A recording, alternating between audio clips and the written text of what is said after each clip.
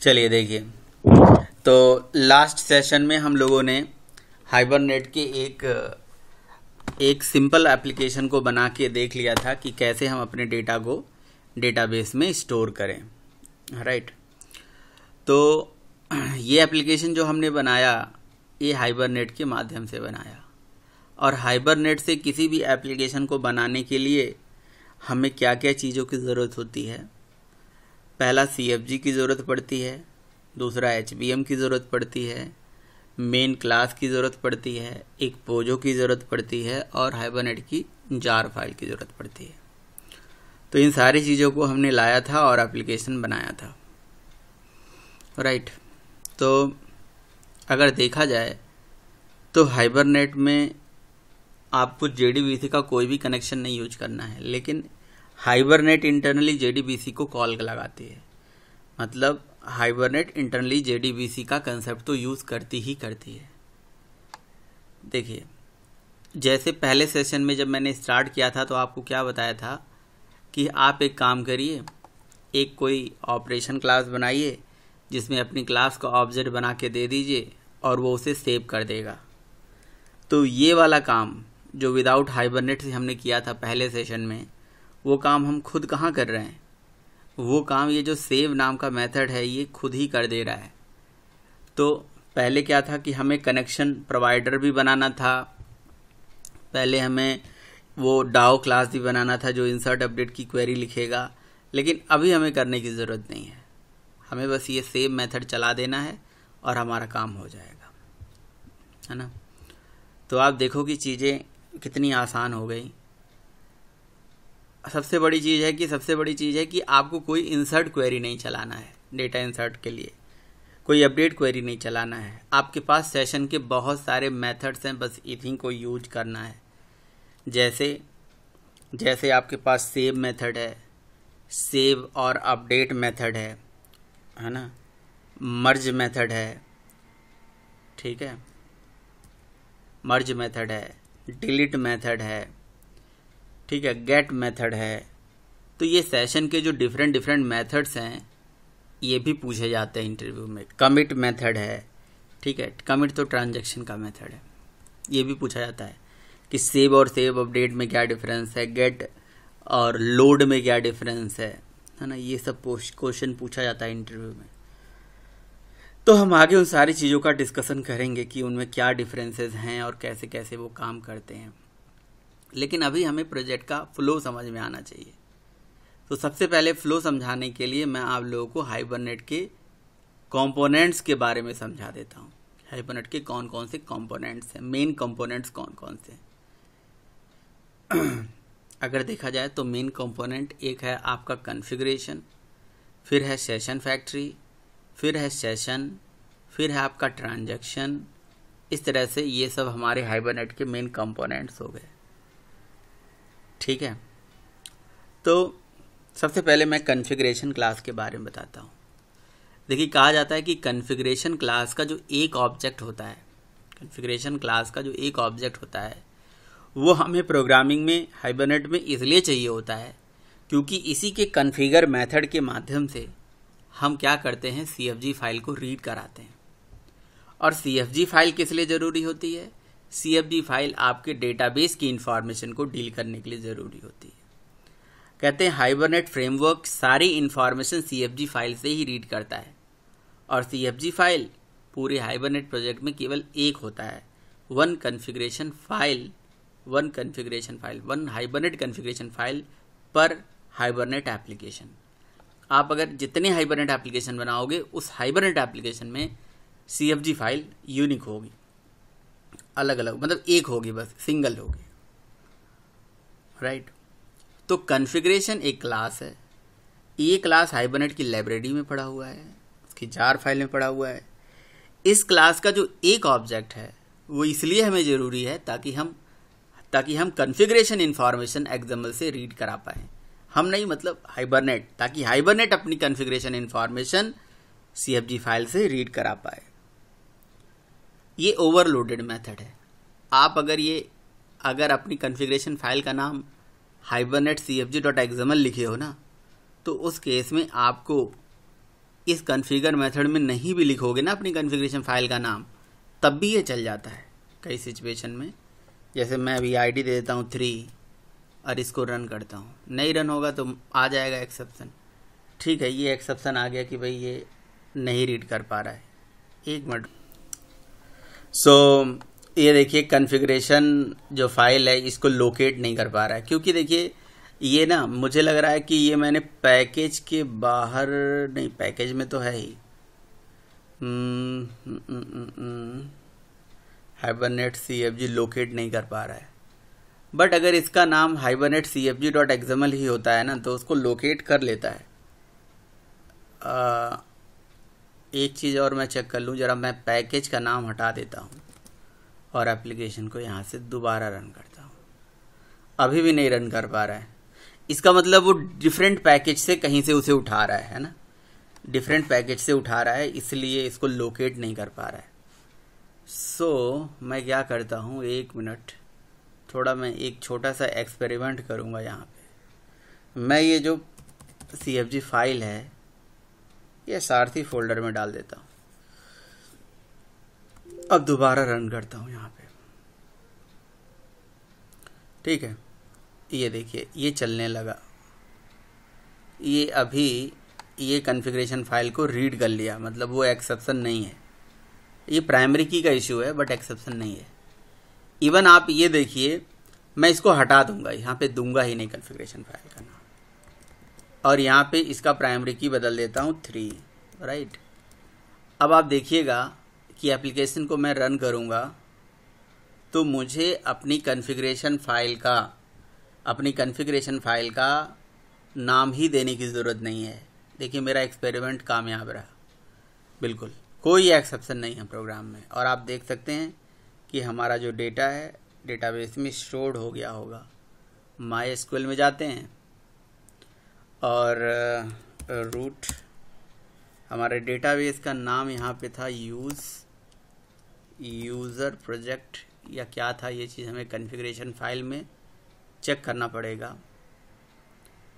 हमने यहाँ से ये लॉगिन रजिस्टर, लॉगिन रजिस्टर देते हैं, लॉगिन REGISTER, ठीक है ना। और यहाँ पे हम सेलेक्ट कर लेते हैं, सेलेक्ट स्टार फ्रॉम, टेबल का नाम हमारे क्या था वो हमें अपनी HBM फाइल में देखना पड़ेगा। HBM फाइल में हमने टेबल का नाम दिया था employees 420। Select star from employ 420।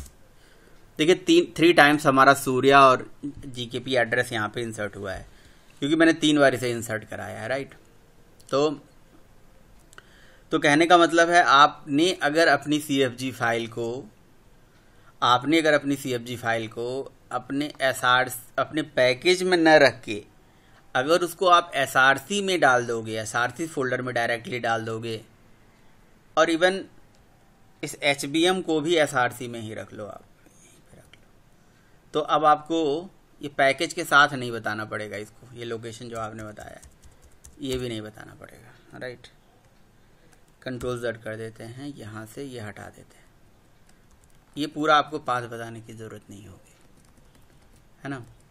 और अब एप्लीकेशन को मैं यहाँ पे 4 करके और यहाँ रन करता हूँ, ठीक है। और ऐसा करना भी चाहिए आपको, CFG और HBM की आपकी पैकेज पे डिपेंडेंसी नहीं होनी चाहिए, है ना। देखिए चल गया।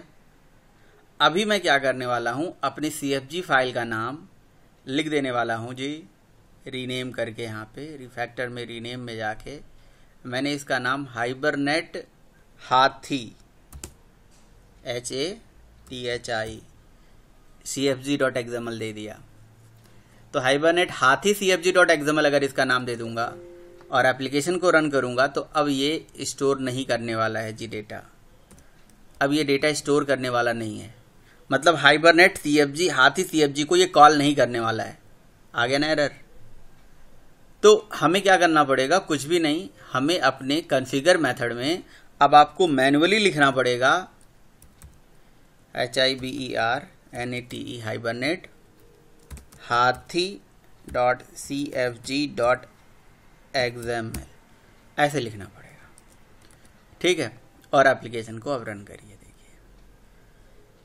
ये देखिए परफेक्टली चल रहा है। तो ये इंटरव्यू में क्वेश्चन पूछा जाता है आपसे, कहा जाता है कि ये बताइए कि ये हाइबरनेट की जो कॉन्फ़िगरेशन फाइल है उसका नाम अगर यहाँ पे मैं नहीं दूं तो क्या होगा। तो आप उसे बताएंगे कि सर अगर आप नहीं दोगे तो कोई दिक्कत नहीं है, आपकी कॉन्फ़िगरेशन फाइल आपके एसआरसी के पैरेलल होना बहुत ज़रूरी है, आपके फोल्डर के पैरेलल यहाँ होना ज़रूरी है, ठीक है, सोर्स फाइल के पैरेलल होना ज़रूरी है। और इसका नाम only hibernate CFG file cfg.xml होना भी ज़रूरी है। तो हाइबरनेट cfg.xml होना ज़रूरी है, हाइबरनेट hathi.xml होना ज़रूरी नहीं है। तो ये ओवरलोडेड मेथड है। तो अगर आप इसमें नाम नहीं दोगे तब भी चल जाएगा प्रोग्राम, लेकिन उसके लिए टर्म्स कंडीशन जो है वो क्या है कि आपको इसका नाम हाइबरनेट cfg.xml होना ज़रूरी है और एसआरसी के पैरेलल होना चाहिए। अगर नहीं होगा एसआरसी के पैरेलल और नाम भी यही होगा, किसी पैकेज में वो बना होगा, तो पैकेज के साथ आपको लोकेशन बताना पड़ रहा था, देख रहे थे आप, लेकिन अभी इन्होंने नहीं दिया तब भी मेरा प्रोग्राम चल रहा है, राइट। अभी हमने नहीं दिया वो नाम, वो सारी चीज़ें, वो सारी डिटेल्स, तब भी ये प्रोग्राम चल रहा है ठीक है। और अगली चीज़ क्या है भाई, अगली चीज़ ये है कि तो नाम हम ये रखने देते हैं, और हमने देखिए HBM में भी पैकेज के साथ कुछ भी उसकी लोकेशन हमने नहीं बताई है, सब कुछ वही है। तो कॉन्फ़िगरेशन क्लास का जो एक ऑब्जेक्ट होता है, कॉन्फ़िगरेशन क्लास का जो एक ऑब्जेक्ट होता है वो आपकी कॉन्फ़िगरेशन इन्फॉर्मेशन को रीड करने के लिए रिस्पॉन्सिबल होता है। Configuration information from configure hibernate cfg.xml से रीड करने के लिए रिस्पॉन्सिबल होता है, ठीक है। तो क्लियर है यहाँ तक? कॉन्फ़िगरेशन क्लास के बारे में समझ में आ गया या कोई दिक्कत? किसी को कोई समस्या है तो बताइए, नहीं तो आप बोलिए यस सर आगे बढ़िए, कोई दिक्कत नहीं है। समझ में आया इतना जितना मैंने बताया? Yes sir. हाँ सर।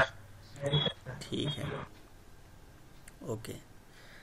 सो अब चलिए जरा हम कॉन्फ़िगरेशन क्लास में चलते हैं और कॉन्फ़िगरेशन क्लास की चीज़ों को समझ लेते हैं। देखिए कॉन्फ़िगरेशन क्लास में यहाँ पे तो सारी चीज़ें जो हैं आपको समझ में आ रही है, बस एक एंट्री यहाँ पे एक्स्ट्रा है, वो है डायलेक्ट्स। ये डायलेक्ट्स की एंट्री एक्स्ट्रा है, अपडेट की एंट्री एक्स्ट्रा है। बाकी ये driver, class, URL, user name, password, ये तो आपको समझ में आ रहा है। जिसमें की जो होती है, ये बगल में जो लिखा है ना हाइबरनेट प्रॉपर्टी, नेम में यही नाम होगा, फिर उसकी वैल्यू होगी, है ना। तो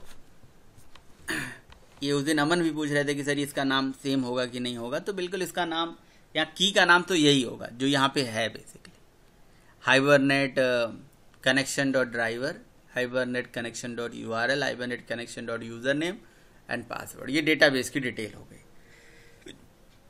राइट, ये डेटाबेस की डिटेल हो गई।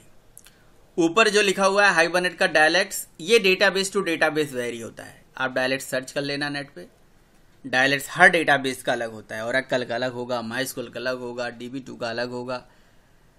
इस डायलेक्ट्स को देने से आपकी हाइबरनेट को ये पता चल जाता है, जैसे देखो सिंपल सा मतलब है, आपने यहाँ पे क्या मेथड चलाया था जी, आपने सेव मेथड चलाया था ना। सेव मेथड चलाने से डेटाबेस में डेटा स्टोर हो गया, तो डेटा जादू की तरह स्टोर नहीं हुआ होगा, क्वेरी जनरेट हुई होगी। आपको पता है बैकग्राउंड में क्वेरी जनरेट हुई होगी। सेव मेथड का रिटर्न टाइप सीरियलाइज ID है। ट्रांजैक्शन को मैंने प्रिंट नहीं किया, कॉन्फ़िगरेशन को मैंने प्रिंट किया, सबको प्रिंट करो ना एक एक करके, आपको पता चल जाएगा इसकी क्वेरी जो चली थी इंटरनली। क्वेरी चलती है इंटरनली। आप यहाँ इसको प्रिंट करने से कोई फ़ायदा नहीं है। इसकी जो सीरियलाइज्ड ID आती है, मैं डायरेक्ट सेव को ही यहाँ पे डाल देता हूँ, सेव को डाल देता हूँ, है ना। वो सीरियलाइज्ड ID वाईडी जो भी आएगी प्रिंट हो जाएगी। ट्रांजैक्शन को भी मैं यहाँ डाल देता हूँ, सबको प्रिंट करो। ये प्रिंट करके दिखाता है, यानी कि क्वेरी जनरेट होता है। तो हाइबरनेट को कैसे पता चलेगा भाई, हाइबरनेट फ्रेमवर्क को कैसे पता चलेगा कि मुझे ओरेकल के हिसाब से या माइस्क्यूएल के हिसाब से क्वेरी जनरेट करानी है, या DB2 के हिसाब से जनरेट करानी है, या किसी और डेटाबेस के हिसाब से क्वेरी जनरेट करानी है। तो वो बेसिकली उस डायलेक्ट को देख के क्वेरी जनरेट कराता है, ठीक है। तो देखिए एप्लीकेशन चली, अब देखिए यहाँ पे सेव मेथड चला, सेव ये सीरियलाइज्ड आईडी आई है हमारी, जो 6 आई है ना, सीरियलाइज्ड आईडी जो हम आईडी देते हैं वही रिटर्न होके आ जाती है। यहाँ पे एक ऐसा भी तरीका होता है जिससे हम ये पता लगा सकते हैं कि इसके अंदर से क्वेरी भी जनरेट हुई है। वो मैं आपको दिखाऊंगा आगे दिखाऊंगा कि मतलब इससे इंसर्ट क्वेरी जो जनरेट होती है। हाँ जी सर, एक क्वेश्चन था सर। हाँ अभी पूछिएगा, मैं पढ़ा लूँ फिर आप क्वेश्चन पूछिएगा, जो भी क्वेश्चन पूछना है। ठीक है, तो ये उससे पता चल जाता है कि जी इस तरह से ये आईडी जनरेट हुई है, ये हुआ है, अच्छा क्वेरी मतलब बनी है। तो यही डायलेक्ट ही डिसाइड करता है कि जी हमें क्वेरी किस डेटाबेस के हिसाब से जनरेट करनी है, उसके लिए जनरेट करनी है, और क्वेरी को ऑप्टिमाइज करने का भी काम करता है। क्वेरी को ऑप्टिमाइज करने का क्या मतलब होता है? जैसे सपोज करो कि डेटाबेस में कोई क्वेरी चलती है, जैसे सपोज करो फॉर एग्जांपल डेटाबेस में हमने लिखा insert into table name values, या हमने लिखा select star from table name. ये जो क्वेरी डेटाबेस में आप लिखते हो, आपको क्या लगता है कि ये क्वेरी एज इट इज चल जाती है? डेटाबेस में कोई क्वेरी लिखते हो तो एज इट इज चल जाती है? नहीं। डेटाबेस में जब भी कोई क्वेरी लिखी जाती है तो क्वेरी का बुलियन एल्जेब्रिक फॉर्म में ट्रांसलेशन करा जाता है। डेटाबेस में आपने लिखा select star from table name या इंसर्ट इनटू टेबल नेम, तो वो क्वेरी का ट्रांसलेशन होता है बुलियन एल्जेब्रिक फॉर्म में, ax² + bx + c के फॉर्म में तोड़ा जाता है उसको। फिर उसके प्लान डिजाइन करे जाते हैं। और आपके डेटाबेस के अंदर इंजन्स होते हैं। डेटाबेस के अंदर, हर डेटाबेस के अंदर कोई न कोई इंजन होता है। जैसे ओरेकल के अंदर भी अपना इंजन होता है, माइस्क्वेल के बहुत सारे इंजन होते हैं। कई बार इंटरव्यू में ये भी क्वेश्चन पूछ दिए जाते हैं, माइस्क्वेल के इंजन के नाम बताओ। आप माइस्क्वेल पे काम किए हो? कौन से इंजन पे काम किए हो? तो MyISM होता है, और भी बहुत सारे इंजन होते हैं। गूगल पे आप टाइप करेंगे तो आपको डेटाबेस के इंजन्स, डेटाबेस का मेरे पास SQL फाइल है जिसमें इंजन्स का नाम पूरा लिखा हुआ है कि किस डेटाबेस की क्या इंजन्स हैं। मैंने आप लोगों को दिया होगा, नहीं दिया होगा तो आप ले लेना, आपको दिखाता हूँ। डेटाबेस में हर डेटाबेस के understanding the general concept of database, तो वो इंजन्स जो होते हैं उसमें से जो बुलियन एल्जेब्रिक मतलब जो इक्वेशन बनता है, उस इक्वेशन के प्लान, जो बेस्ट प्लान होता है उसको एग्जीक्यूट करते हैं। वो ऑप्टिमाइजेशन होता है क्वेरी का। ठीक है, MySQL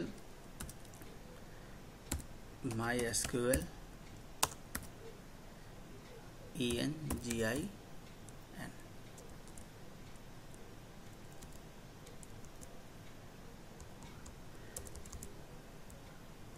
MySQL डेटाबेस है, इंजन तो यहाँ पे ही होगा। एक बार नीचे आता हूँ, मैं आपको दिखाता हूँ। ये सब MySQL के इंजन है। ये नहीं, ये है MyISM, ये इंजन है। InnoDB ये इंजन है ना। मर्ज मेमोरी, CSB, ये सब इंजन्स के नाम हैं। They are all MySQL engines. ठीक है, ये सब engine, list of MySQL engines. ठीक है, और जब लास्ट टाइम पे हम एप्लीकेशन चला रहे थे तो आपने देखा भी होगा, वहाँ पे आ रहा था कि MyISM जो इंजन है वो ये शायद बाय डिफ़ॉल्ट होता है, यही बाय डिफ़ॉल्ट काम करता है। लेकिन आप इंजन स्पेसिफाई भी कर सकते हो, नहीं जी मैं इसके साथ काम करना चाहता हूँ। तो जब एप्लीकेशन आप चला रहे थे तो बता रहा था कि ये MyISM इंजन जो है इसको क्वेरी को समझ नहीं पा रहा है या कुछ दिक्कत आ रही है। तो डेटाबेस में जब क्वेरी चलती है तो उसके बुलियन एल्जेब्रिक फॉर्म में ट्रांसलेशन होता है, फिर उसके प्लान डिजाइन होते हैं, जो बेस्ट प्लान होता है उसको चलाया जाता है, बफर में चलाया जाता है। बफर से क्वेरी फिर डेटाबेस में जाके कमिट होती है, क्योंकि क्वेरी का एग्जीक्यूशन बफर में होता है। ओरेकल के केस में तो रेडियोलॉग बफर होता है, यहाँ पे नॉर्मल बफर होता है, जिस बफर पे ही क्वेरी चलती है। और जब कमिट मेथड चलाते हो तो वो डेटाबेस में सक्सेसफुली जाके कमिट हो जाती है। इस तरह से वो काम करती है। अच्छा, जैसे मान लो एक क्वेरी आपने चला लिया, उसके लिए इंसर्ट क्वेरी जनरेट हो चुकी है, प्लान डिजाइन हो चुका है, सारा चीज हो चुका है। अब दोबारा अगर यही काम करोगे तो फिर से यही चीज हो, तो केवल जैसे सपोज करो आपने एक बार इंसर्ट क्वेरी चला दी, अब दोबारा इंसर्ट क्वेरी चला रहे हो तो फिर से यही काम करना पड़े, तो फिर कौन सा उसके अंदर प्रोग्रामिंग हो गई, मतलब कौन सा एडवांटेज हो गया? तो दोबारा वो काम नहीं करता। वही क्वेरी का ऑप्टिमाइजेशन होता है। वो तुरंत देख लेता है यार इसका तो ट्रांसलेशन हो चुका है, इसका तो प्लान डिजाइन हो चुका है, तो वो वाले प्लान को उठाओ तुरंत एग्जीक्यूट कर दो, बस आईडी में चेंज मार के। समझ में आ रहा है? एक ही क्वेरी को 10 बार एग्जीक्यूट करोगे तो कितने बार उसका ट्रांसलेशन होगा, फिर बेस्ट प्लान डिसाइड होगा, देन एग्जीक्यूट होगा, तो टाइम लगेगा ना। वो ऑप्टिमाइजेशन, जल्दी से जल्दी एग्जीक्यूट करना। ऑप्टिमाइज्ड वे में चलाना है। ऐसा नहीं है कि भाई अगर हमारी एक क्वेरी के 10 प्लान डिजाइन हो रहा है तो जो बेस्ट प्लान होगा उसको रन करना, वो भी हम नहीं डिसाइड कर रहे हैं, वो सारा डायलेक्ट्स कर ले रहा है। तो डायलेक्ट्स ये देख रहा है कि भाई डेटाबेस कौन सा है, किस डेटाबेस के लिए क्या हमें प्लान डिजाइन करना है, क्या क्या करना है, कैसे एग्जीक्यूट करना है, ये सारा चीज़। तो ये कहानी होती है प्लान्स का मतलब। पूछ रहे थे ना Amit, best plan sir query को ऑप्टिमाइजेशन का क्या मतलब होता है? तो ये क्वेरी ऑप्टिमाइजेशन होता है। ठीक है, बोलो भाई अमित, क्लियर है कि अब नहीं समझ में आया? सर मेरे समझ में नहीं आया सर, ऑप्टिमाइजेशन ये क्या बात नहीं समझ में आया सर? ये मतलब ऑप्टिमाइजेशन नहीं तो क्या नहीं समझ में आया? अभी जो मैंने आपको बात बताई, तो क्या इसमें से कौन सी बात नहीं समझ में आई आपको? मैंने क्या बताया आप मुझे बताओ। मैंने सर ये क्वेरी हाँ, सर प्लान के अकॉर्डिंग वो ऑप्टिमाइज करता है, ऐसा होता है। शुरू से क्या कहने कहानी बताई? शुरू से मैंने सर जब मतलब सर जब कोई डेटाबेस में मतलब क्वेरी जाती है तो फिर हाँ तो जैसे सर वो एग्जीक्यूट होती है, अलजेब्रा फॉर्म में हाँ अलजेब्रा फॉर्म में ट्रांसलेट हो कन्वर्ट हो गया, जाती है वो। हाँ तो सर वो अपने मतलब स्पेसिफिक जो उसका इंजन होता है उसे मतलब एग्जीक्यूट वो होने जाएगी, करता है। हाँ। Yes, sir. लेकिन अगर और आप सर एक चीज बताओ, सुनो, कोई काम आप करने जाओगे तो काम को करने का शॉर्टेस्ट पाथ देखोगे ना कि कौन सा शॉर्टेस्ट पाथ है। अगर मैं इस पर्टिकुलर काम को चलाऊंगा, एग्जीक्यूट करूंगा डेटाबेस में, या किसी इक्वेशन को मैं सॉल्व करूंगा, तो इक्वेशन को सॉल्व करने का बेस्ट तरीका क्या है? बेस्ट प्लान का मतलब बेस्ट वे। देखोगे कि नहीं देखोगे? जैसे आपको एक मैथमेटिक्स का प्रोजेक्ट दिया जाए, प्रॉब्लम दिया जाए सॉल्व करने के लिए, बुलियन अलजेब्रा दिया जाए, तो उसको सॉल्व करने के 10 तरीके होंगे, बट उसमें से कोई एक बेस्ट तरीका होगा, बेस्ट प्लान होगा, वही तो बेस्ट सर प्लान। इसमें मतलब इसमें सर मतलब बहुत सारे प्लान मतलब पड़े रहते हैं डेटाबेस ना में। उसी पर्टिकुलर इक्वेशन के बेस्ट प्लान्स वो डिजाइन करता है, कई प्लान्स डिजाइन करता है इंटरनली। वो पड़े नहीं होते हैं, वो रन टाइम पे डिसाइड होते हैं कि ये इसका मतलब इस पर्टिकुलर एक्सप्रेशन को पहले इसमें कन्वर्ट करा गया, एक्सप्रेशन में कन्वर्ट करा गया क्वेरी का, और क्वेरी की प्लान्स डिजाइन करे गए। अब इंजन को जो बेस्ट प्लान लगेगा उसको वो चला देगा। ठीक सर। क्वेरी ऑप्टिमाइजेशन हुई ना, कि भाई क्वेरी को ऑप्टिमाइज ही तो करा गया, हम तो कर नहीं रहे हैं, ये इंटरनली हो रहा है। दूसरा चीज, एक बार एक क्वेरी चल गई, क्वेरी को चलाने के बाद एक बार ये पूरा एफर्ट लगा, मान लो आपने उसका प्लान डिजाइन करा, सारा चीज मतलब इंटरनली हुआ, फिर दोबारा क्वेरी चलाओगे फिर यही काम हो, तो एक्स्ट्रा एफर्ट हो गया ना, एफर्ट तो बढ़ गया ना। तो उस एफर्ट को कैसे रिड्यूस करा जा सकता है? तो यही काम वो डायलेक्ट्स खुद ही कर रहा है। उसने देखा कि यार ये तो हमारे लिए क्वेरी तो आ चुकी थी, इंजन्स को पता है कि यार ये तो इसका प्लान तो डिजाइन हो चुका था, तो अब हमें दोबारा इसके लिए नहीं करना ये सारा काम, तो जो बेस्ट प्लान होगा उसको फिर से चला दो, क्वेरी को जल्दी चला दो, ऑप्टिमाइज्ड वे में चला दो। अगर मान लो किसी क्वेरी को चलाने में 2 सेकंड लगना था, इस वाले क्वेरी को चलाने में 1 सेकंड लगा, तो 1 सेकंड वाले प्लान को चलाओ, ये ऑप्टिमाइजेशन हो गया। उस जो बेस्ट प्लान से सर्चिंग करी जा रही है तो वही कर रहा है। ये होता है ऑप्टिमाइज्ड वे में क्वेरी को चलाना।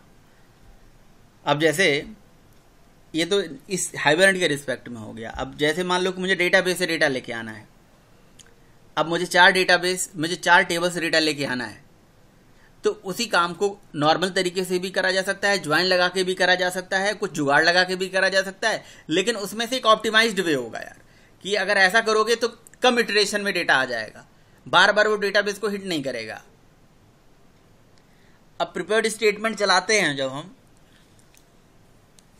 तो प्री कंपाइल्ड क्वेरी होती है ना, compiled once execute many times, तो वो ऑप्टिमाइज्ड हो गई। और स्टेटमेंट क्या होता है? स्टेटमेंट क्या करता है क्वेरी को? डेटाबेस में बार बार कंपाइल और बार बार एग्जीक्यूट, तो वो ऑप्टिमाइज्ड तरीका हुआ नहीं। तो MySQL का ये जो इंजन है, ये क्वेरी को चलाएगा, तो यहाँ पे आप क्वेश्चन पूछ सकते हो ना कि सर ये स्टेटमेंट चलाएगा या प्रिपेयर्ड स्टेटमेंट चलाएगा, ये भी तो क्वेश्चन पूछ सकते हो आप।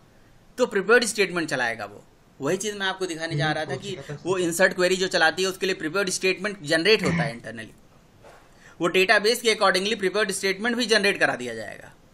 Insert into table name values, prepared statement, prepared call, जो भी चीजें हैं वो सब वही करने वाला है। वो खुद ही डिसाइड करेगा जी मुझे इसके लिए स्टेटमेंट नहीं चलाना है, मुझे इसके लिए प्रिपेयर्ड स्टेटमेंट चलाना है। और जब प्रिपेयर्ड स्टेटमेंट चलाया जा रहा है तो क्वेरी ऑप्टिमाइज्ड है। अब बात समझ में आई? ये मैं यहाँ से आपको सेव को प्रिंट करा के दिखाना चाह रहा था। जब आप ये सेव मेथड चलाते हो ना तो इंटरनली क्वेरी जनरेट होती है, स्टेटमेंट नहीं जनरेट होती है, प्रिपेयर्ड स्टेटमेंट जनरेट होती है। पता होगा ना जेडीबीसी में स्टेटमेंट प्रिपेयर्ड स्टेटमेंट पढ़ा है ना, या नहीं जानते हो अमित? हाँ सर पढ़ा है। तो स्टेटमेंट में क्वेरी बार बार डेटाबेस में कंपाइल होती है, बार बार एग्जीक्यूट होती है। प्रिपेयर्ड स्टेटमेंट में प्री कंपाइल्ड होती है, एक ही बार कंपाइल और बार बार एग्जीक्यूट होती कि नहीं होती है। वो कंपाइल का मतलब क्या होता है? ट्रांसलेशन ही होता है। वो कंपाइल मीन्स ट्रांसलेशन। समझ में आई बात? That is optimisation. अभी भी नहीं समझ में आया तो और बताओ, क्या मैं बताऊं? आज सर नहीं, जबरदस्ती वाली बात नहीं है। अगर आप नहीं समझ पा रहे हो तो इसके लिए थोड़ा जेडीबीसी का और भी कंसेप्ट पता होना चाहिए, बस यही चीज है। हाँ बताओ अमन, क्या कर रहे थे तुम? यही वाला क्वेश्चन था सर मेरा भी, कि वो कौन सी स्टेटमेंट चलाएगा इसमें। Prepared statement. Sir hibernate statement को मतलब वो नहीं करता सपोर्ट। हाइबरनेट स्टेटमेंट को सपोर्ट नहीं करता। ये काम तो मैंने कभी करके देखा नहीं, स्टेटमेंट को सपोर्ट करता है नहीं करता। मे भी कोई जुगाड़ हो जिसके थ्रू हम ये काम कर पा रहे हों। बट अगर हमें स्टेटमेंट ही चलाना होगा और ऐसा ही काम करना होगा, मे बी वो सेलेक्ट के केस में स्टेटमेंट चलाता हो। यही सेम चीज का जो डिसीजन है हमें नहीं लेना है ना, ये डायरेक्ट खुद ही ले लेता है। वो देखता है यार ये तो गेट मेथड चल रहा है जी। गेट मेथड में क्या है? एक आपने आईडी दिया, आईडी के बिहाफ पे डेटा फेच कराना है मुझे। आईडी के बिहाफ पे अगर मुझे डेटा फेच कराना है तो मुझे इसके लिए प्री कंपाइल्ड क्वेरी चलाने की क्या जरूरत है? स्टेटमेंट से भी काम चल जाएगा ये। चलो भैया ये स्टेटमेंट को निकाल लो, वो खुद ही डिसीजन लेगा। That is artificial intelligence. वही उसके अंदर इंटेलिजेंस पड़ा हुआ है, एक बना के ऐसा डाला गया कि वो खुद डिसाइड करे, खुद डिसीजन लेगा। बट कोई फोर्स तरीका ऐसा हो तो उसे सर्च करने की जरूरत है। आप भी देखिएगा कोई ऐसा फोर्स तरीका है क्या कि नहीं हम ये डिसाइड करें कि मेरा क्वेरी स्टेटमेंट से ही चले।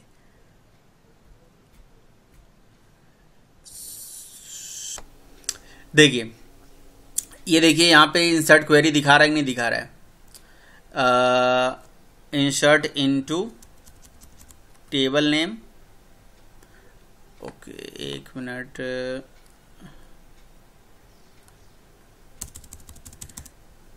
ये कंसोल यहाँ से रिकॉर्डिंग के नीचे आ गया, ये बिल्कुल आपको दिख नहीं रहा होगा। ये देखिए इंसर्ट इनटू टेबल नेम। मैं कंसोल कॉपी कर लेता हूँ, मैं आपको इसको नोटपैड में दिखा देता हूँ। ये देखिए यहाँ पे ये आपका इंसर्ट क्वेरी जो चली है पूरी, insert into table name and values करके, ये सब हटा देता हूँ, ये सब जरूरी नहीं है हमें। ये इस तरह से देखिए इंसर्ट इनटू टेबल नेम और वैल्यूज, और उसके बाद वैल्यूज के बाद ये वैल्यूज जो डिसाइड कर रहा है, ये चीज तो प्रिपेयर्ड स्टेटमेंट में ही होती है ना। हाँ सर। तो इसके लिए क्या करा हमने? इसके लिए कमांड मतलब एक प्रॉपर्टी हाइबरनेट के अंदर मतलब डालना पड़ता है, so SQL is equal to so SQL underscore true. ठीक है, तो हम इसको भी रहने देते हैं और एक यूजर कमांड्स भी दे देते हैं।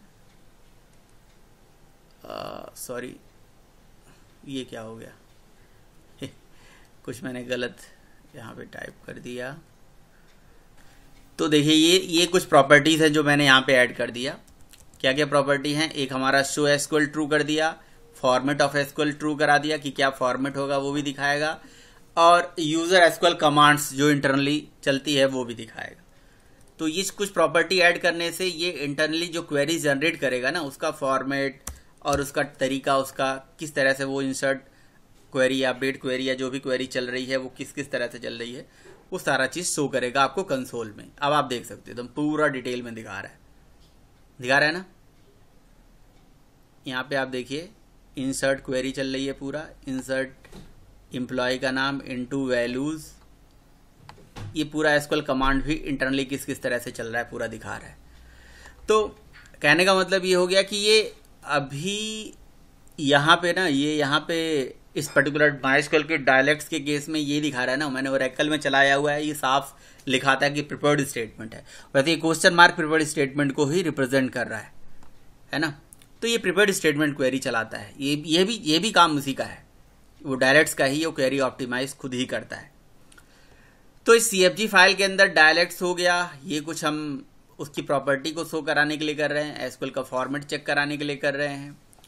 बाकी डायलेक्ट्स है, यूजर नेम, पासवर्ड, डेटाबेस का नाम है और आपके HBM फाइल का नाम है।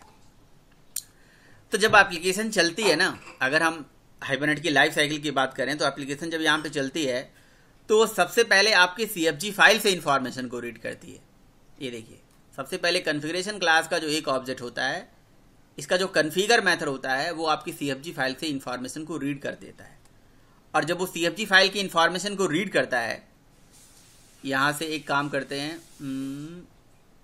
ये जो हमारा टेबल है इसका नाम इस बार मैं देता हूँ ओनली EMP 786, ये देता हूँ, ठीक है। और अब मैं क्या करूँगा, देखिए मैं स्टेप बाय स्टेप चीज़ों को आपको दिखा रहा हूँ कि क्या क्या चीज़ें हो रही हैं। इस पूरे चीज़ को मैं कमेंट कर देता हूँ। ओनली मैंने कॉन्फ़िगरेशन क्लास का एक ऑब्जेक्ट बनाया, और कॉन्फ़िगरेशन क्लास का एक ऑब्जेक्ट बनाने से वो कॉन्फ़िगर मेथड के माध्यम से हमारे CFG फाइल को रीड कर लेगा। बट CFG फाइल को रीड कर लिया, क्या इसके लिए कोई टेबल बन के आ गया क्या? जरा हम यहाँ पे देखते हैं कि हमारे लिए कोई टेबल बन के आ गया क्या।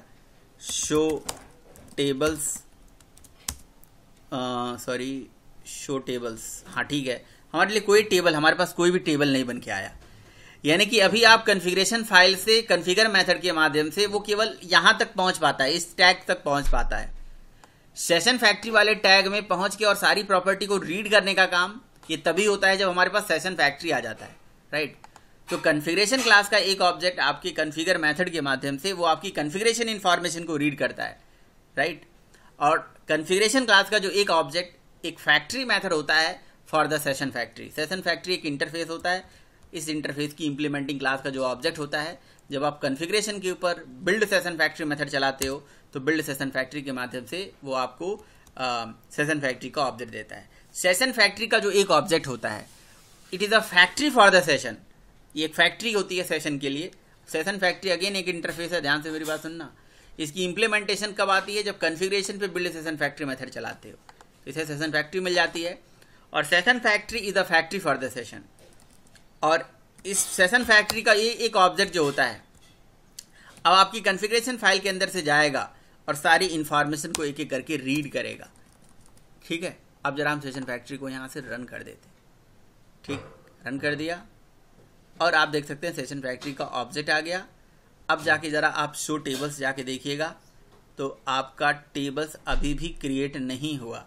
यानी कि इसका मतलब ये हो गया, सेशन फैक्ट्री का ऑब्जेक्ट आने से उसने अभी भी, सेशन फैक्ट्री का एक ऑब्जेक्ट आने से अभी भी उसने क्या करा है, जस्ट सारी इन्फॉर्मेशन को रीड कर लिया, सब कुछ देख लिया जी, हाँ ये सारा चीज़ देख लिया, डेटाबेस ये है, यूज़र नेम ये है, पासवर्ड ये है ना, सारी इन्फॉर्मेशन को चेक करने के लिए इसने देख लिया। समझ में आ रहा बात? सारे डायलेक्ट्स वगैरह रीड कर लिया, ये वैलिडेट कर लिया कि जी EMP का HBM फाइल है या नहीं है इस लोकेशन पे। अगर है तो अब आप क्या करते हो, सेशन फैक्ट्री के ऊपर आप ओपन सेशन मेथड चलाते हो। ओपन सेशन से ही सारा काम हो जाता है, ओपन सेशन से कनेक्शन पूरा बन के आ जाता है डेटाबेस के लिए, ठीक है। ये ओपन सेशन से सेशन बन के आ जाएगा। Session is nothing but again interface, उसकी इंटरफेस की इंप्लीमेंटिंग क्लास का जो एक ऑब्जेक्ट है वो आ गया। सेशन का एक ऑब्जेक्ट आ गया, मतलब कनेक्शन आ गया, डेटाबेस का कनेक्शन आ गया आपके पास। ये देखिए, अगेन इसे चलाइए, डेटाबेस का कनेक्शन आपके पास रेडी है। जो डेटाबेस के लिए, उसके लिए डेटाबेस होना जरूरी है, डेटाबेस आ गया। लेकिन अभी भी ये देखिए हमारे पास टेबल नहीं आया। वो क्या नाम था टेबल? 786, अभी भी नहीं आया। इसका मतलब जब हम सेव मेथड चलाएंगे अब, तो सेव मेथड में ही सर स्क्रीन रुक गई। स्क्रीन रुक गई? हाँ सर, सबको रुक गई? Yes sir. रुकी पड़ी है वो।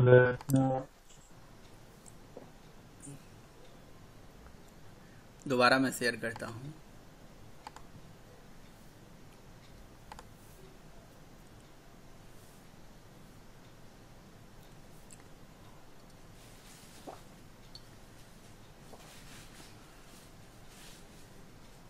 अब दिखा? सर भी नहीं आई है।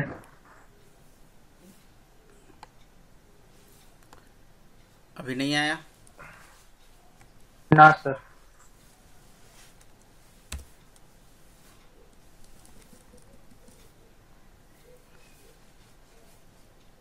अब देखिए,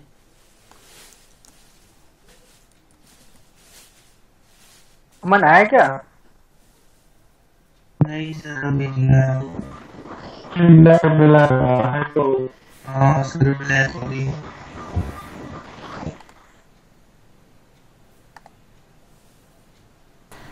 तो देखिए, जब तक ये पूरा कमिट मेथड मैं इसे चला नहीं लेता हूँ, ट्रांजैक्शन का ऑब्जेक्ट लेके फिर ट्रांजैक्शन पे ऊपर ये कमिट मेथड जब तक चला नहीं लूँगा ना, तब तक ये आपका जो डेटाबेस में डेटा रिफ्लेक्ट नहीं होने वाला है ना।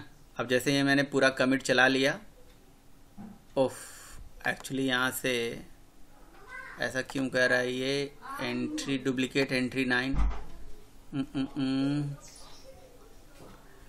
ओके, मे बी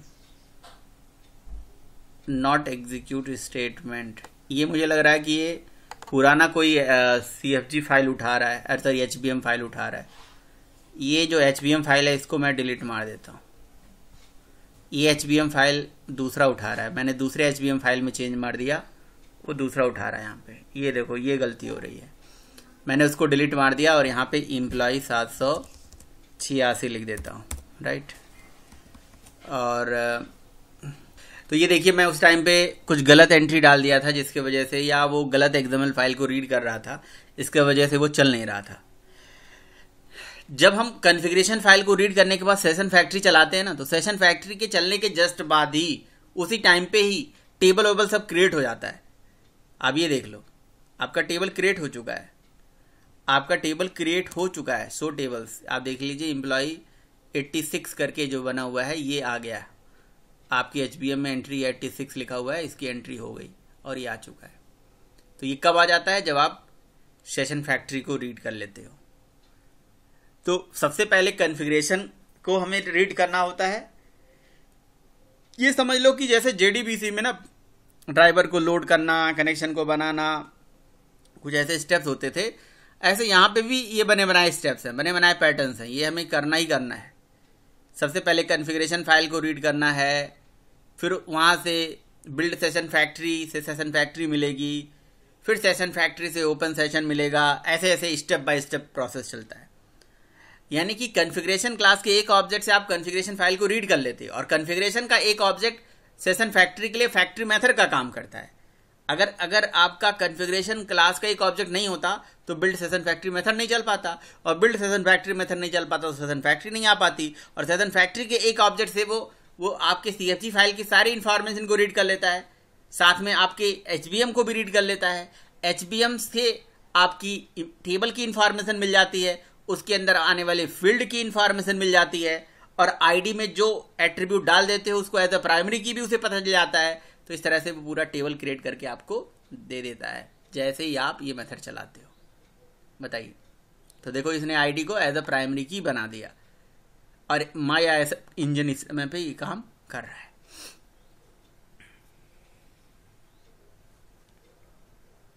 सर अगर इसमें हम आईडी वाला टैग नहीं लगाते तो ये प्राइमरी की नहीं बनता, ये प्रॉपर्टी में लिखते तो सीधे। और आईडी अगर टैग नहीं लगाते तो एरर आ जाता, आईडी के बिना वो लेगा ही नहीं। आपको एक आईडी देना जरूरी है, क्लास के अंदर मैंडेटरी है, एक प्रोग्राम ही नहीं चलेगा। हाइबरनेट बिना प्राइमरी की, हाँ, बिना प्राइमरी की के काम ही नहीं करता। ठीक सर, ठीक है, प्राइमरी की के बिना। देखो मैं आईडी एट्रीब्यूट को हटा देता हूँ, यहाँ से हटा दिया, आईडी एट्रीब्यूट को हटा दिया। हटाने के बाद अब ये कहेगा कि ये मैंडेटरी है कि आपको ये एक आईडी एट्रीब्यूट लगाना ही पड़ेगा, नहीं तो किसको प्राइमरी की मान के चलेगा।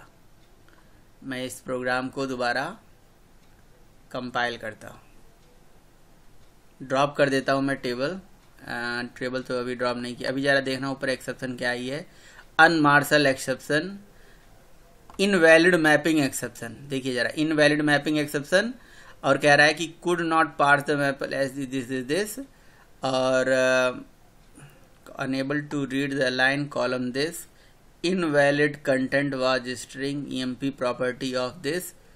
ठीक है, बहुत सारा चीज दिखा रहा है। तो हमें लग रहा है कि क्या हो सकता हो ये टेबल से रिलेटेड हो, ये टेबल बना चुका है, इसलिए मैं एक काम करता हूँ, आपको ये टेबल भी बदल देता हूँ, एम्प्लॉय 888 दे देता हूँ, है ना। अब देखो एम्प्लॉय 888 दिया, तो वही मैं देख रहा था, यहाँ पता नहीं क्यों नहीं दे रहा था एरर उस टाइम पे, लेकिन अब अगर आप देखो तो ध्यान से देखो तो यहाँ एरर आ गया, रेड कलर में अपने आप यहाँ एरर आ गया, दिख रहा है आपको, ये एरर दिख रहा है। ये क्लास के अंदर आईडी एट्रीब्यूट मैंडेटरी है, ये बता रहा है, ये क्लास के अंदर आईडी एट्रीब्यूट देना मैंडेटरी है, आईडी दे दोगे। अब यहाँ पे एम्प्लॉय 888 लिखो, 86 लिखो, कोई दिक्कत नहीं, आईडी एट्रीब्यूट मैंडेटरी है। क्लियर है? बोलिए भाई। हाँ सर, हाँ सर। अच्छा, आईडी के अंदर एक आया और एट्रीब्यूट होता है जो हमें यहाँ पे देना होता है, वो होता है जनरेटर क्लास। और इस जनरेटर क्लास में अगर आप गूगल करके टाइप करोगे कि जनरेटर क्लास हाइबरनेट के अंदर क्या होते हैं, तो आप यहाँ से देख सकते हो जनरेटर क्लास कौन कौन से हैं। गूगल करिए जनरेटर क्लास इन हाइबरनेट, तो जनरेटर क्लास हाइबरनेट के अंदर बहुत सारे हैं, कहीं से भी आप देख सकते हो, जावा 4S ट्यूटोरियल्स, टी पॉइंट, कहीं पे भी देख लो, है ना। ये देखिए जनरेटर क्लास में देखिए जनरेटर क्लास, ये देखिए इतने सारी जनरेटर क्लास की पूरी लिस्ट होती है, असाइंड, इंक्रीमेंट, सीक्वेंस, आइडेंटिटी, इलो, नेटिव, फॉरेन, हैक्स, स्ट्रिंग वगैरह वगैरह। तो बाय डिफॉल्ट जनरेटर क्लास वहां पे जो लिखा होता है, जो मेंशन होता है, जो आप लगाओ या ना लगाओ, यहाँ पे बाय डिफॉल्ट जनरेटर क्लास होता है असाइंड। असाइंड का मतलब प्राइमरी की is assigned by me, ID नाम के एट्रीब्यूट में। ये कोई जरूरी नहीं आईडी को ही प्राइमरी की मानना, आप कोई भी नाम ले लो, कोई भी फील्ड ले लो, आप नेम को भी प्राइमरी की बना सकते हो, किसी को भी आप प्राइमरी की बना सकते हो, बट उसको आईडी एट्रीब्यूट में डालना, आईडी टैग के अंदर डालना, आईडी टैग के अंदर डालना, नेम को बना दो। और जनरेटर क्लास ये जो मैंने असाइन नहीं लिखा है, ये बाय डिफॉल्ट लिखा होता है। इसका मतलब ये आईडी आपको असाइन करना पड़ेगा। असाइन का मतलब ये, अगर मैं इंक्रीमेंट लिख देता हूं तो ये अपने आप ऑटो इंक्रीमेंट चलता रहेगा जी। इंक्रीमेंट डाल दो, मजेदार चीज है, इंक्रीमेंट डाल दो। Not assigned, not required to assigned by me, मतलब जब आप वैल्यू सेट कर रहे थे ना सेटर मेथड में, यहां से सेशन से लेके कमिट तक का पूरा आप फिर से मैं हटा देता हूं। ये आईडी डाल रहे थे ना, ये आपको डालने की जरूरत नहीं है। असाइंड के केस में आपको डालने की जरूरत पड़ती है, इंक्रीमेंट के केस में आपको डालने की जरूरत नहीं है, ये ऑटोमेटिक इंक्रीमेंट होगा, प्राइमरी की ऑटोमेटिकली इंक्रीमेंट होगा डेटाबेस में जितने बार क्वेरी चलेगी। सीक्वेंस का मतलब ये हो गया, ये प्राइमरी की बनाएगा लेकिन डेटाबेस के अंदर सीक्वेंस को यूज करके बनाएगा। डेटाबेस में एक सीक्वेंस होता है जिसे एक रैंडम नंबर एक जनरेट होता है ना, सीक्वेंशियल नंबर जनरेट होता है, उस सीक्वेंस को यूज करके बनाएगा। आइडेंटिटी मतलब देखो ये डिफरेंट एल्गोरिदम्स हैं। जनरेटर क्लास एक ऐसा कंसेप्ट होता है, जनरेटर क्लास को रिप्रेजेंट करने के लिए इसी नाम की ही एक क्लास होती है। ये आप यहाँ पे देख लो, यहाँ पे देख लो, ये देखो जनरेटर क्लास को रिप्रेजेंट कराने के लिए हाइबरनेट ORG हाइबरनेट के अंदर आईडी के अंदर जनरेटर क्लास नाम का एक इंटरफेस होता है और उस इंटरफेस का ये एट्रीब्यूट है, ये दे आर ऑल एट्रीब्यूट, ठीक है, ये सारे एट्रीब्यूट्स हैं जनरेटर क्लास को रिप्रेजेंट कराने के लिए। First pre defined generator class, हाँ यहीं पे मेंशन है, कोई बात नहीं। तो इस पर्टिकुलर नाम से एक इंटरफेस होता है और इस इंटरफेस के अंदर आने वाले ये सब हमारे पास एट्रीब्यूट्स हैं। मतलब कहने का ये है कि ये जो टैग आप यूज कर रहे हो, ये जो टैग आप यूज कर रहे हो यहाँ पे, ये जो टैग आप लगा रहे हो जनरेटर, फिर यहाँ लिख रहे हो क्लास, यहाँ लिख रहे हो इंक्रीमेंट, ये जो आप लगा रहे हो, कहीं ना कहीं आईडी के अंदर ये जनरेटर और जनरेटर के अंदर ये जो क्लास है, बहुत ध्यान से मेरी बात समझिएगा, इस पर्टिकुलर टैग को रिप्रेजेंट करने वाला कोई इंटरफेस या कोई क्लास इंटरनली बनाया गया होगा, हाइबरनेट बनाया होगा, वो हाइबरनेट इंटरफेस करके ये हमारे पास आइडेंटिफायर जनरेटर इंटरफेस हमारे पास ORG पैकेज के अंदर पड़ा होता है, ये उसको रिप्रेजेंट करता है। तो कई बार इंटरव्यू पूछ लेते हैं भाई जनरेटर क्लास क्या होता है हाइबरनेट के अंदर, तो कहते हो सर जनरेटर क्लास जो है हाइबरनेट के अंदर पाए जाने वाला इसी नाम से ही एक इंटरफेस होता है जिसका नाम होता है आइडेंटिफायर जनरेटर इंटरफेस। सर इस इंटरफेस के अंदर बहुत सारे एट्रीब्यूट्स होते हैं और जिन एट्रीब्यूट्स को यूज करके हाइबरनेट के अंदर प्राइमरी की जनरेट कराई जाती है। और एक्सएमएल में इसी नाम से टैग होता है जनरेटर क्लास नाम का टैग, और जिस टैग में आप बहुत सारी एंट्री कर सकते हो। जैसे आप इंक्रीमेंट लिख दो जी तो डेटाबेस में ये टेबल अपने आप ऑटोमेटिकली इंक्रीमेंट होगा। आप नेटिव लिख दो, हाइबरनेट लिख दो, असाइंड लिख दो, इंक्रीमेंट कर दो, हीलो मतलब ये होगा कि ये डेटाबेस में हर डेटाबेस के लिए वैलिड होता है, क्योंकि हर डेटाबेस में प्राइमरी की को बनाने का अलग अलग एल्गोरिदम्स होता है। ये हर डेटाबेस के एल्गोरिदम को यूज करके उसके हिसाब से डेटाबेस में क्वेरी जनरेट करा देता है। उसके नीचे सबके नीचे लिखा भी हुआ है कि किस जनरेटर क्लास का क्या यूज है, आप देख सकते हो। अगर फॉरेन की वगैरह बनाना तो फॉरेन यूज कर लो, फॉरेन लिख दोगे तो एज ए फॉरेन की भी ट्रीट करेगा। असाइंड बाय डिफॉल्ट होता है जिसमें असाइंड हम खुद करते हैं, ठीक है। बाकी को भी प्रैक्टिस कर लीजिएगा, आप मुझे भी बताइएगा कि क्या उसमें दिक्कत आ रही है, क्या समस्या आ रही है। बाकी जनरेटर क्लास आप खुद प्रैक्टिस कर लीजिए। असाइंड मतलब असाइंड बाई में, इंक्रीमेंट मतलब ऑटो इंक्रीमेंट, ठीक है। तो मैं जरा इसको चलाता हूँ। अब सेशन वैसन सब बना चुका हूँ। ये देखिए क्वेरी चल गई, डेटा इंसर्ट हो गया, ये पूरा डेटा इंसर्ट हो चुका है। दोबारा चलाओगे तो पहले एक्सेप्शन आ जा रहा था, अब ये एक्सेप्शन वगैरह नहीं आएगा, अपने आप ये 1 से स्टार्ट कर देगा और पहले के लिए 1 2 इस तरह से। क्या नाम था, एम्प्लॉय 88 था, ये देखिए 1 पे सूर्या, फिर 2 पे सूर्या, फिर 3 पे, ऐसे ऐसे करके डेटा इंसर्ट होता जाएगा। तो कहने का मतलब ये हो गया कि कॉन्फ़िगरेशन क्लास के एक ऑब्जेक्ट से आपको कहीं ना कहीं क्या मिल जाता है, कॉन्फ़िगरेशन क्लास के एक ऑब्जेक्ट से हमारी एप्लीकेशन में हमें मिल जाता है, कहाँ गया, 1 मिनट, सबको यहीं पे लगा दो ऊपर। कॉन्फ़िगरेशन क्लास के एक ऑब्जेक्ट से कहीं ना कहीं आप कॉन्फ़िगरेशन इन्फॉर्मेशन को रीड कर पाते हो। कॉन्फ़िगरेशन इन्फॉर्मेशन को रीड करने के बाद आप बिल्ड सेशन फैक्ट्री से सेशन फैक्ट्री निकाल पाते हो। सेशन फैक्ट्री का एक ऑब्जेक्ट पूरी एप्लीकेशन का एक फैक्ट्री का काम करता है और एक ही करके सारी इन्फॉर्मेशन को रीड करता है। और जैसे सेशन फैक्ट्री का एक ऑब्जेक्ट आ जाता है तो इसका मतलब ये हो गया कि आपने सेशन फैक्ट्री के एक ऑब्जेक्ट से, यहाँ पे आ जाइए, सेशन फैक्ट्री के एक ऑब्जेक्ट से आपने क्या कर लिया, ये ना सेशन फैक्ट्री के एक ऑब्जेक्ट से आपने पूरी एप्लीकेशन के अंदर जो भी हमारे पास CFG की सारी इन्फॉर्मेशन रीड हो जाती है, HBM की सारी इन्फॉर्मेशन रीड हो जाती है, टेबल आपका क्रिएट हो जाता है, बट इंसर्ट वैल्यू नहीं होती है। तो जब आप ओपन सेशन मेथड चलाते हो तो इससे सेशन ओपन हो जाता है। सेशन क्या है, इंटरफेस है। देखो कॉन्फ़िगरेशन क्लास को छोड़ के सब इंटरफेस है, चाहे वो सेशन फैक्ट्री हो गई, चाहे वो सेशन हो गया, चाहे वो ट्रांजैक्शन हो गया। तो ओपन सेशन मेथड देखो सब एक दूसरे पे डिपेंडेंट है। कॉन्फ़िगरेशन नहीं होता तो बिल्ड सेशन फैक्ट्री नहीं चला पाते, बिल्ड सेशन फैक्ट्री नहीं होता तो सेशन फैक्ट्री नहीं आ पाता, सेशन फैक्ट्री नहीं आ पाता तो ओपन सेशन नहीं चल पाता। ओपन सेशन मेथड से सेशन आ गया। Session is just like a connection between application and database.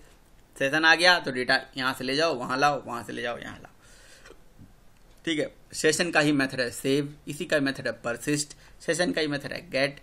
तो सेव, परसिस्ट, गेट, लोड, मर्ज, ये सब सेशन के मेथड्स हैं और ये जबरदस्त इंटरव्यू के क्वेश्चंस होते हैं।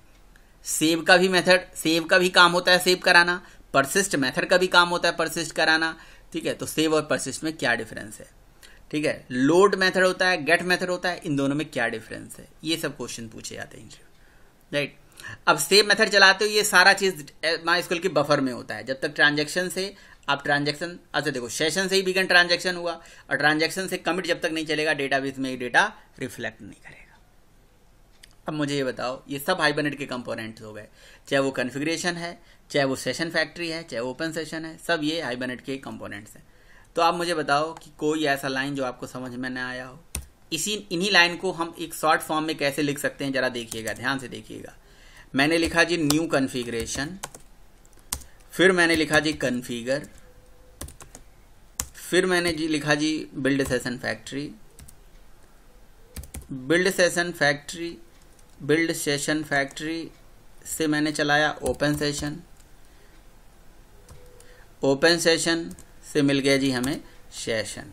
मतलब जो काम आप 3-4 लाइन में लिख रहे थे वो एक काम एक लाइन में इस तरह से आप लेके आ सकते हो। ये लो, ये भी इससे भी सेशन आ ही जाएगा। ये लो, ये एक लाइन में काम हो जाएगा आपका, एक लाइन में काम हो जाएगा ऐसे। भैया new configuration dot configure dot build session factory dot open session से मिल गया सेशन। अब कैसे आ गया यार, ऊप्स तो इतना अच्छे से जानते हो आप, फैक्ट्री है बस एक के ऊपर एक, एक के ऊपर मेथड पे मेथड, मेथड पे मेथड, मैंने वो रिटर्न वैल्यू करते चले जाएंगे, उन पे चलाते जाओ, आ गया जी बस। अब चाहते तो हम बिगन ट्रांजैक्शन भी लिख सकते थे वहीं पे, लेकिन हम यहीं पे बिगन ट्रांजैक्शन लिख के ट्रांजैक्शन भी गेट कर लेते, लेकिन सेशन इसलिए जरूरी है ताकि फिर सेशन से सेव कराओ, देन उसके बाद ट्रांजैक्शन लो। बोलो भाई क्लियर है या नहीं है? किसी ने ट्राई करके देखा था ये लाइन?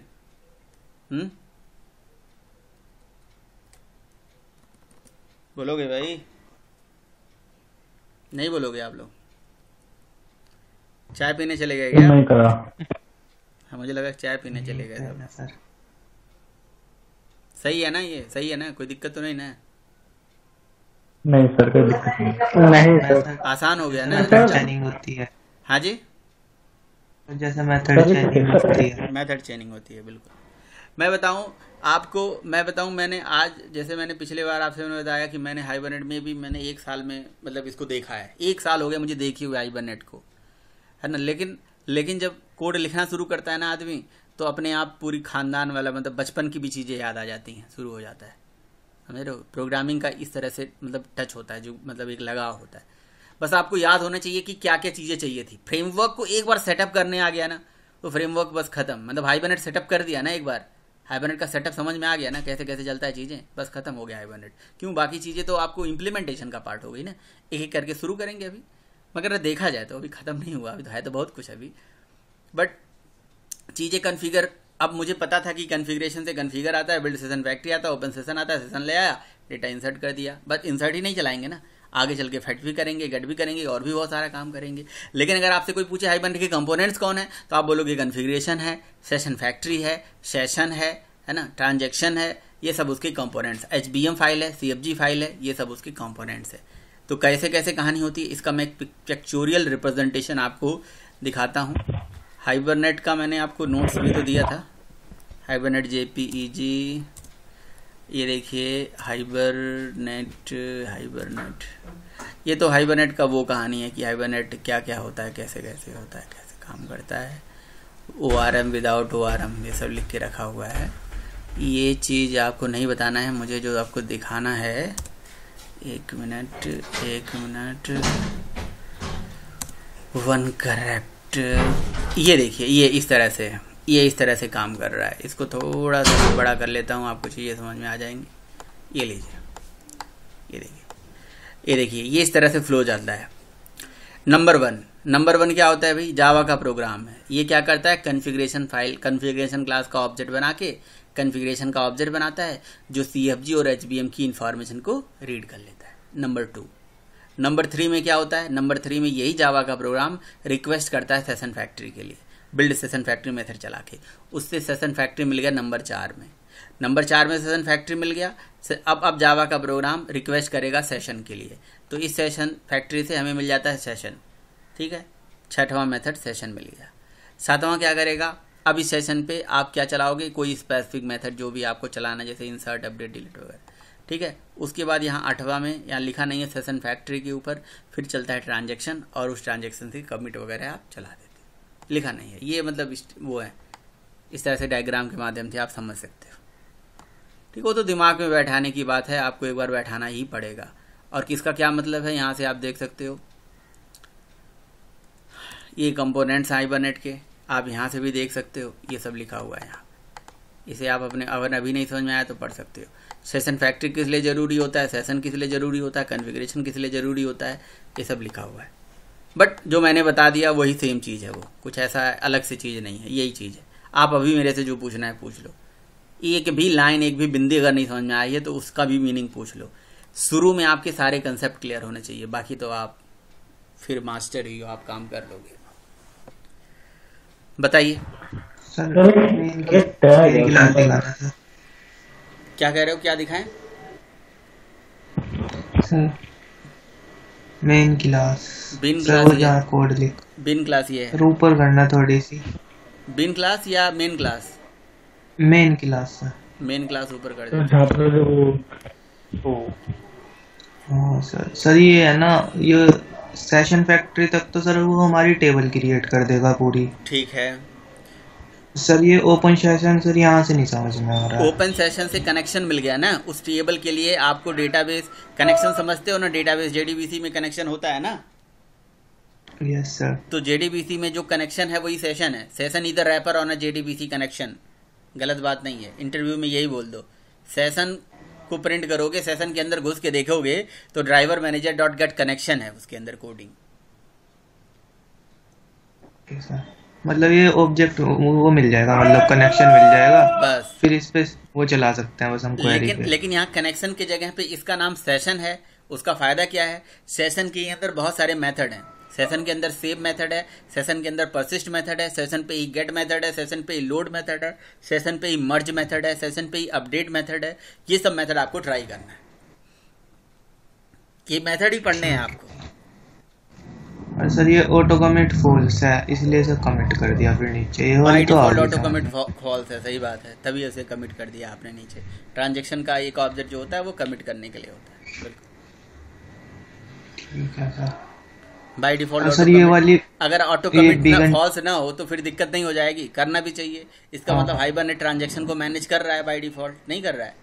अगर ऑटो कमिट फॉल्स होगा, अगर कमिट ट्रू हो जाएगा तो क्वेरी डेटाबेस से चल जाएगी, और गलती से आपने कुछ रॉन्ग क्वेरी चला दिया तो फिर वो भी चली जाएगी, तो फिर दिक्कत है ना।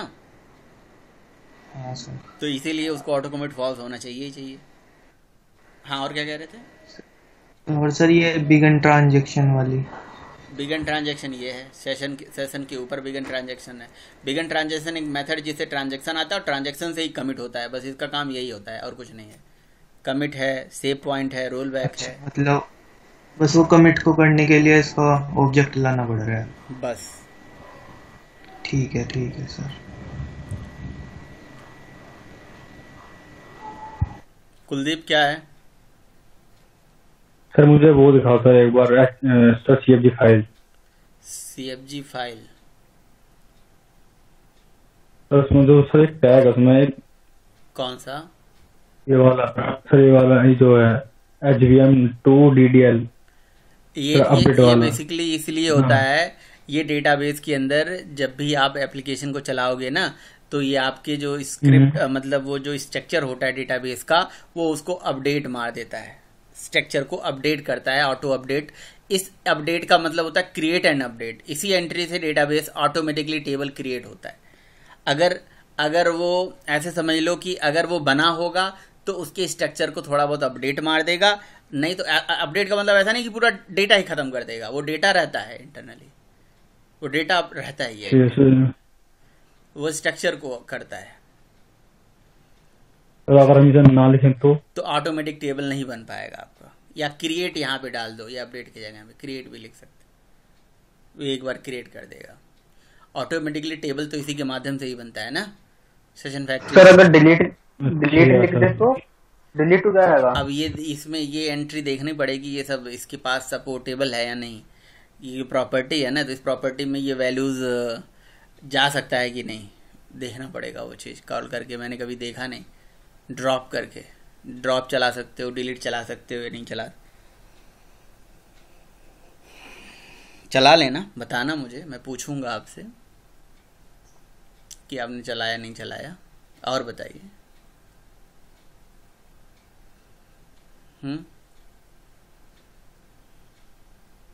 हाँ, और सब सर ठीक है सर, बढ़िया रखना। बढ़िया। जबरदस्ती नहीं समझना है, बस इसको आपको अच्छे से समझना नहीं है। नहीं अगर अच्छे से बिल्कुल। समझ में आ गया, दिमाग में बैठ चुका है, तो फिर आपको किस लिए क्या जरूरी है, किस लिए क्या जरूरी है। अगर अच्छा, अब HBM क्यों जरूरी है? टेबल की इंफॉर्मेशन को रखने के लिए। CFG क्यों जरूरी है? डेटाबेस की इंफॉर्मेशन को रखने के लिए। HBM की एंट्री पोजो के लिए होती है, तो इसीलिए कहते हैं जितने भी पोजो बनेंगे आपके, उतने HBM बनेंगे आपके। ठीक है, HBM में जो एंट्री करी गई है। जनरेटर क्लास का मतलब समझ में आ गया। जनरेटर क्लास जो अलग अलग होते हैं, इंक्रीमेंट और असाइंड तो हमने चलाया, बाकी भी आप चलाइएगा, उस पर अच्छे से काम करिए। और लास्ट सेशन में हम उसके बारे मतलब कल उसके बारे में हम डिस्कशन करेंगे। आप मुझे बताएंगे सर इसका क्या मतलब हुआ, इसका मैंने ये चलाया, मैंने इसका भी यूज करा, मैंने इसका भी यूज करा। बाकी जिस तरह से हाइबरनेट की एप्लीकेशन ऐसे आप बना रहे हो, और आपने क्या क्या किया, आप CFG बनाया, आपने HBM बनाया, सिंपल जावा का प्रोग्राम में हमने ये काम करा। ये डेस्कटॉप एप्लीकेशन है, इसको हम नोटपैड से भी चला सकते हैं, पता है आपको। आप हाइबरनेट का प्रोग्राम नोटपैड से भी चला सकते हो, कुछ नहीं करना है। CFG HBM सब एक फाइल में डाल देना है, और आप जितने भी जार फाइल हैं सबका क्लास पाथ सेट कर देना है, और नोटपैड से ट्राई कर लीजिए। कर लोगे? एक बार करना जरा आप, कुछ नहीं, सारे जार फाइल को ये डाल दो, और उसको इन नोटपैड में ही एक सेट क्लास पाथ करके सारे क्लास पाथ एक जगह लिख दो नोटपैड में, और उसको ले आके एनवायरनमेंट वेरिएबल में सेट मार देना एक साथ। या उसको एक बार बैच बना लो, बैच फाइल बना लो। वो बैच फाइल जैसे चलाओगे क्लास पाथ सेट हो जाया करेगा हमेशा टेम्परेरी बेसिस पे। बस कंपाइल कर दो और रन कर लो। समझ रहे हो मैं क्या कह रहा हूँ भाई? जो कमांड आपको CMD पे लिखना है, set class path is equal to, और आपके पास मान लो 40 जार हैं या 20 जार हैं या 10 जार फाइल हैं, तो 10 जार फाइल को आपको लिखना पड़ेगा ना, सेमीकोलन लगा लगा के सेपरेट करके। तो आप नोटपैड पे उस कमांड को पूरा लिख लो, उसका एक बैच फाइल बना दो, और बैच फाइल को रन करोगे, वो कमांड चल जाया करेगा अपने आप। जब भी आपको चाहिए क्लास पाथ सेट हो जाएगा, और फिर आप नोटपैड से भी चला सकते हो इस प्रोग्राम को। मतलब कोर जावा के। और ये जो आपने इनपुट अभी यहाँ फिक्स किया है, ये यूजर से ले सकते हो। आप इसको AWT स्विंग की एप्लीकेशन से चला सकते हो, AWT और स्विंग में इसे इंप्लीमेंट कर सकते हो। कर सकते हो नहीं कर सकते हो? ट्राई किया आपने? अच्छा, अब आप इसको वेब पे कन्वर्ट कर सकते हो, आप इसका JSP सर्वलेट से कन्वर्जन कर सकते हो। कुछ भी नहीं है, नथिंग। बस आपको क्या करना है जी, JSP सर्वलेट में कन्वर्जन के लिए आपको मैं कर देता हूँ आपके लिए। बताइए, कर दूँ? JSP सर्वलेट से इसको चला दूँ सेम एप्लीकेशन को। आपको कुछ नहीं करना है भाई, जो यूजर से इनपुट, जो ये इनपुट फिक्स कर दिया, ये यूजर से ले लेना है। या सर हाँ।